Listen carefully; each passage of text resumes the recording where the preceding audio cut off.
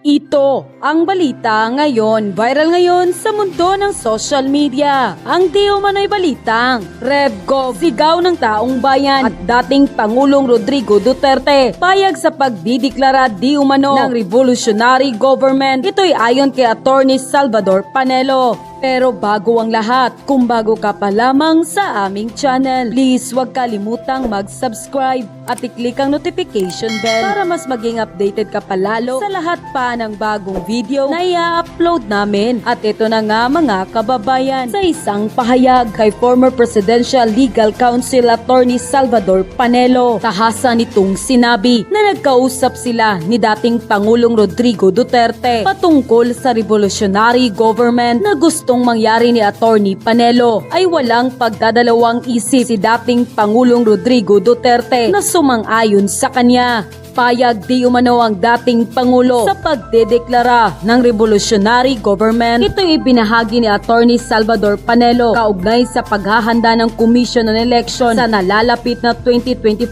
midterm election. Mas ipinaliwanag pa ni Attorney Salvador Panelo kung bakit nais nito ng revolutionary government. Ayon sa kanya, ang sistema natin ngayon ng gobyerno ay kontrolado di umano ng Kongreso dahil pati presidente ay nakokontrol na. Dahil sa loob ng revolutionary government, pati legislation power ng Kongreso ay maaring maibigay sa Pangulo at magiging dalawa ang kanyang hahawakan, ang executive power at ang legislative power. Dagdag pa nga ni Attorney Salvador Panelo, sinabi ng Pangulong Duterte na sabihan si Pangulong Bongbong Marcos na magdeklara na di umano ng revolutionary government. Nilinaw pa ni Attorney Panelo na ang probisyon ng saligang batas, ang trabaho ng isang pamahalaan ay ang bigyan proteksyon ng sambayanan o magsilbi. At kung ngayon, sa pagsisilbi mo, sa pagbibigay mo ng proteksyon, ay nakikita mo ang ilang sektor sa lipunan o ilang sangay ng gobyerno na nagiging sagabal doon sa tungkulin na inatang sayo ng gobyerno at ng estado, ay maaring gumawa ng kaparaanan o pwede kang magdeklara ng batas militar, magdeklara ng revolutionary government. Dahil ayon pa kay Attorney Panelo at dating Pangulong Duterte, maayos na pinamumunuan ni Pangulong Bongbong Marcos ang bansa ngayon. Ngunit tila may mga balakid na kailangan nitong wakasan para mas madali nitong mapamunuan ang ating bansa. Pero ano nga ba ang revolutionary form of government? Ayon sa isang artikulo, ang isang revolutionary republic ay ang pagbuo ng bagong gobyerno pagkatapos buwagin ang isang estado at rehimen. Ito ay nirerepresenta ng mga tao mismo. Mababakante ang lahat ng posisyon ng gobyerno at babango ng isang bagong republika kung saan ang magiging mandato ay para sa tao. Ngunit para sa ibang mga kritiko, ang revolutionary government ay ang magbibigay daan para madaling maimplementa ang mga programa at reforma na ipinaglalaban ng Pangulo. Nang lumabas nga ang balitang ito, marami sa ating mga kababayan ang hindi napigilan ng kanilang sarili na magbigay ng kanilang hinaing at komento sa mundo ng social media. At ayon pa sa kanila, tama, dapat mag-RedGov na lang dahil ang gulo ng Kongreso natin, pati si Pangulong BBM nadadamay sa kanilang pansariling interes. Mukhang kailangan na nga nating mag-revolutionary government dahil overpower na ang Kongreso, pati Pangulo na didiktahan na nila. Wala na tuloy kalayaan na gumawa ng kanasariling plano para sa ikabubuti ng bansa. Poros kontra na lamang ang Kongreso pag di umaayon sa kanilang gusto. RevGov, yan ay yata ang solusyon para itigil ang ambisyon ni Tamba na maging Prime Minister ng bansa. Hindi naman ang kapakanan ng taong bayan ang kanilang totoong layunin, kundi ang pansariling interes lamang. Kakalungkot naman na pati Pangulo nawawala ng kapangyarihan na panguluhan ng bansa. Nasaan na ang pangako na pagkakaisa para umunlad ang bayan? Kaya wala tayong pag-asenso dahil patuloy pa rin ang ligasiya ng mga pinunong self-centered at mga gahaman sa kapangyarihan. Pabor ako sa RedGov. Hanggang kailan ba tayo paikutin ng dilaw?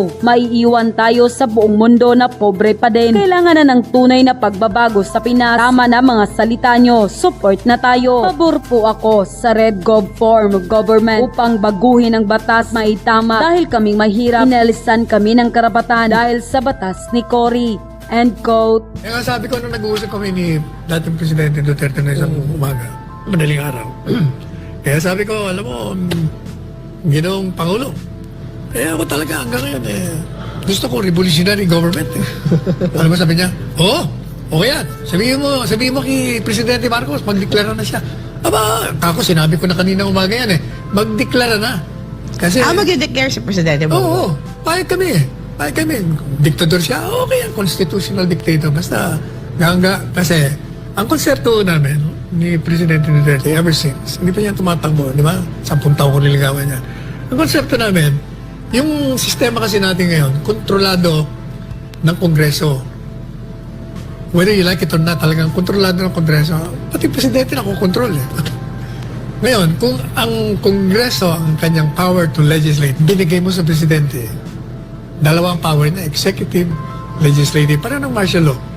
Pag yan ang ginawa mo, lahat ng mga constraints mawawala sa iyo Kaya sabi namin, sabi ko sa kanya, nung Presidente pa siya, kasi maraming kumukontra doon Ano yan, ang dictatorship yan Hindi Alam nyo, ang provision ng saligang batas, klarong-klaro naman sinasabi, ang trabaho ng isang pamahalaan ay ang bigyan ng proteksyon ang sambayanan o magsilbi. Ngayon, kung sa pagsisilbi mo at sa pagbibigay mo ng proteksyon, nakikita mo ang ilang sektor sa lipunan o ilang sangay ng gobyerno nagiging sagabal dun sa tungkulin na iniatang sa iyo ng gobyerno at ng Estado, abay gumawa ka ng kaparaanan. At pwede mong gawing magdeklara ka ng batas militar, magdeklara ka ng revolutionary gobyerno. Kaya kami ni Presidente Duterte, okay sa amin si Bongbong Marcos. Unang-una, as we agreed, wala naman kami naririnig na corruption sa kanya Hanggang ngayon, wala. Ang naririnig namin, corruption ng mga malalakas sa kanya. O kaya naman, kamag-anak. Pero siya, wala Kaya si Presidente, sabi niya, komportable naman ako kay Marcos Jr. Gawin niya na. Ito ba ang tinatawag niyong People's Initiative? Nasa huli, nagsisi ang mga pumirma. Panoorin natin. Nabudol. Yan daw ang pakiramdam ni Mary. Hindi niya tunay na pangalan matapos pumirma sa isang form na inakala niyang para sa ayuda. Pero yun pala, isang petisyong amyendahan ng konstitusyon. Basta sabi lang nila, 2K, ganyan. Sa mga kaibigan ko, nalaman ko lang lately nung Miyerkules, ano daw yun? Petition daw yun. Sabi ko, nakalista ako doon. Sabi ko, sabi ko, para na-scam.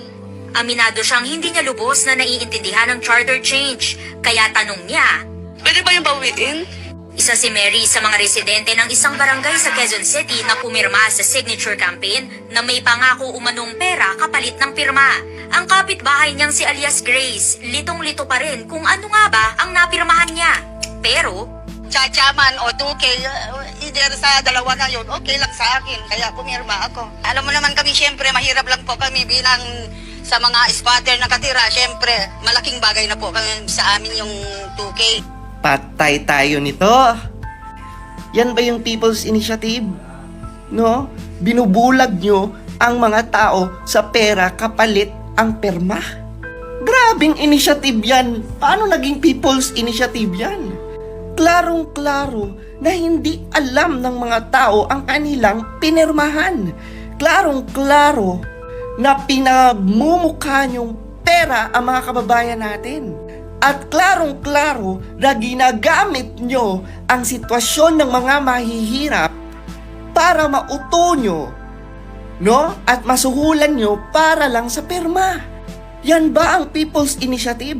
Hoy, Jam Magno, yan ba ang People's Initiative? Huwag nyo namang i-take advantage ang mga mahihirap nating kababayan. Kaya pala ang mga pinupuntahan nyo, di ba, mga squatters area, ang mga pinupuntahan nyo, yung mga kababayan nating alam na alam nyong mahihirap para madali nyong mauto at madali nyong mapasunod sa gusto nyo. O paano yan ngayon, di ba? Maraming mga nagsisi, bakit sila pumirma? Mali no? Gamitan ng pera. Imaginein mo, pera ng taong bayan, pera natin. No, galing sa mga taxes natin. Tapos gagamitin lang nilang panuhol, pambayad, para lang sa kagustuhan nila. Alam niyo mga lords, there's something wrong talaga. Bakit nila minamadali yung chacha? Di ba? There's something wrong talaga. Bakit?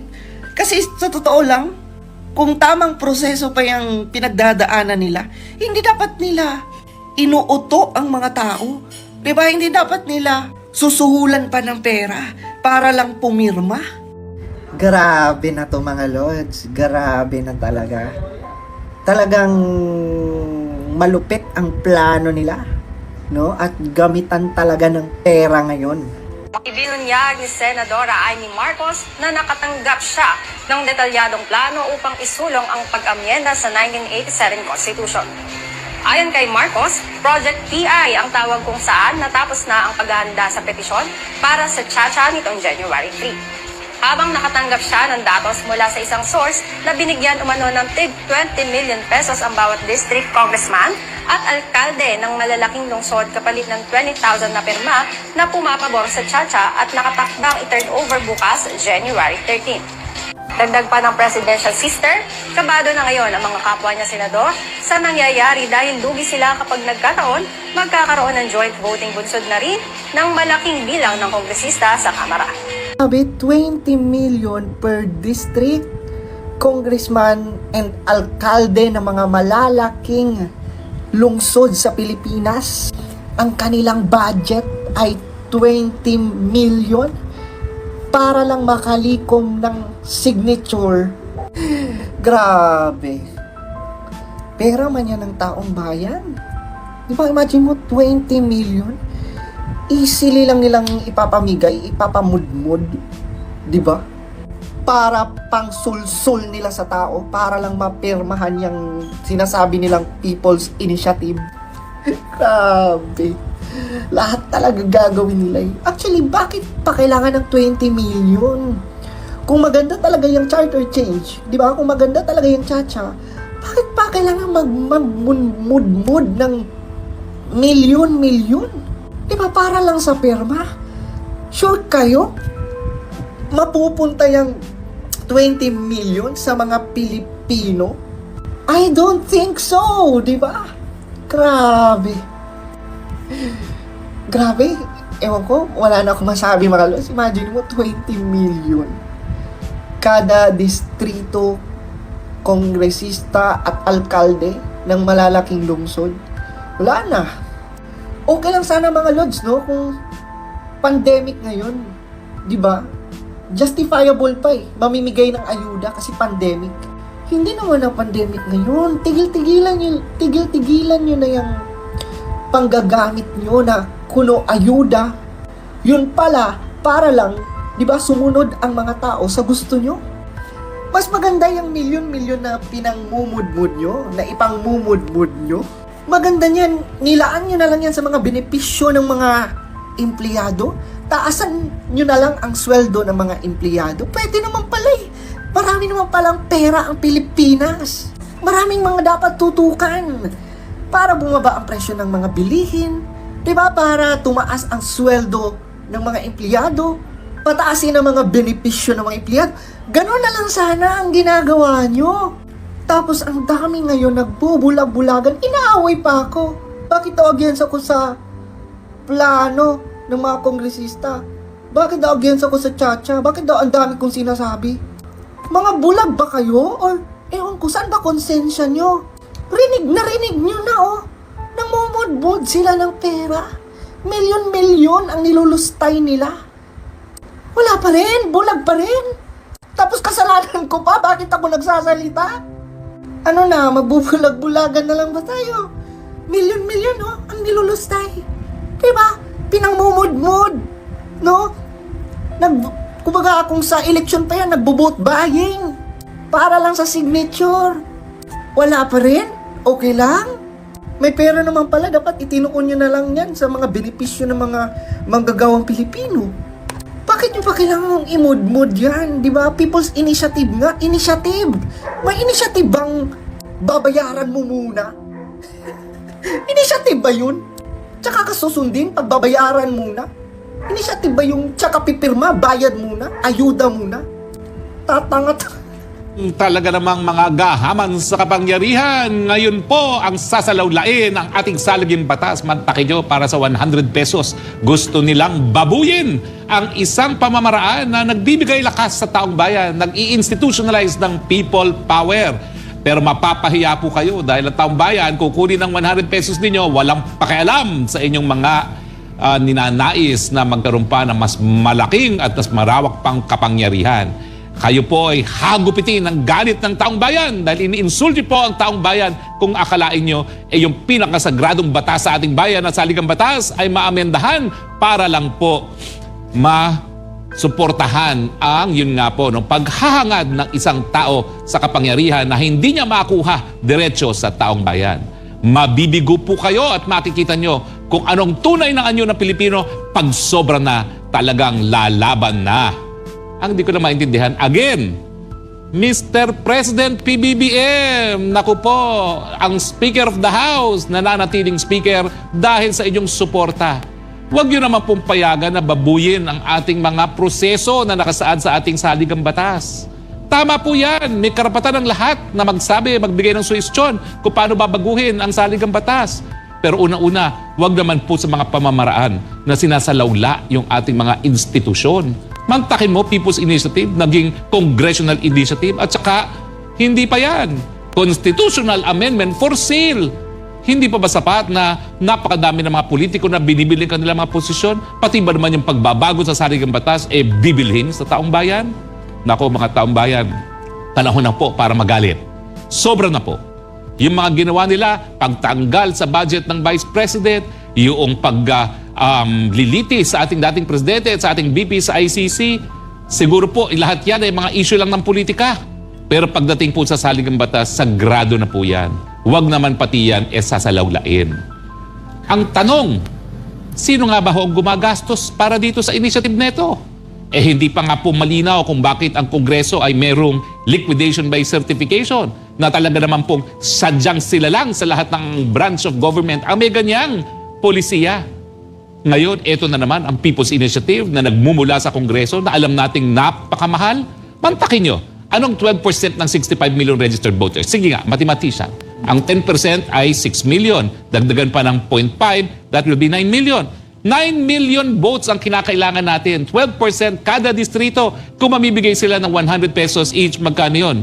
90 million na yun. Doon sa pamimigay lang na tag 100 pesos. 9 billion kung dadagdagan mo ng 2 zero kung ita-times mo ng 100. Ganun ba? 9 billion! O saan na naman galing po yung 9 billion? Alam nyo ba kagabi? Prime time, nanonood ako ng balita, abay, may advertisement na para sa charter change. Oo nga. Oo nga, ano ba yan? Sino nagbayad yan? Dapat po alamin po yan ng MTRCB. Dahil hindi ko po alam kung yan ay pinapayagan, nagagastusan para sa charter change at hindi nagpapakilala kung sino ang nasa likod nito. Baka mamaya pera na naman ng taong bayan yan. O ako, magtatanong ako, pera ba ng taong bayan yan? Dahil yan po, tanong din ng isang kongresista. Bakit nyo gagamitan ng pera ng taong bayan para isulong ang inyong gahaman sa kapangyarihan? Mahiya kayo. Terrible na ang ginagawa nyo. Sobra na. Mantakin mo, pati TVAD meron na ngayon. Akala nyo naman, mabibili ang utak ng Pilipino? Akala nyo, gagong Pilipino? Hindi po. Lalong magagalit ang mga Pilipino niyan dahil iniinsulto nyo ang kanilang katalinuhan. Saka nakakita na Constitutional Amendment para mawala ng boses ang Senado. Kaya nga nandyan po ang Senado dahil alam ng mga gumawa ng ating saligang batas, hindi lang ngayon, kundi yung mga panahon pa ng kopong-popong doon sa Amerika kung saan natin ginaya ang sistema ng kanilang gobyerno na may 2 kamara ang Kongreso. Alam nila na kapag lokal na mga opisyal, siyempre, ang interest nila yung mga lokal na issue gaya ng mga project sa kanilang distrito. Pero kinakailangan magkaroon ng ilan na mayroong mas malawak na paningin na kinakailangan at tingnan talaga yung pang-nasyonal na interes. At yan po ang Senado. Mantakin nyo ang charter change. Kung paano lang mababago ang saligang batas. At dinamay pa ang presidente. Na ang presidente o di naman daw kaya ang Speaker of the House. Paano naman si Senate President? Bakit nyo binaliwala si Senate President? At siyempre, bakit voting jointly ang gusto ninyo? Dahil you have the tyranny of numbers in the House. Alam nyo sa falsification of documents, nakasaad sa jurisprudence na ating hukuman, kung sino ang nakinabang sa forgery, siya ay presume na responsable sa forgery. Dito po, bagamat ito ay hindi forgery, kung sino nakikinabang doon sa charter change for sale, sila talaga ang presume na nasa likod niyan. Sino nasa likod niyan? Di yung mga miyembro ng Kongreso na makikinabang kung hindi na kinakailangan bumoto ang Senado sa kahit anong proposed na pagbabago sa saligang batas.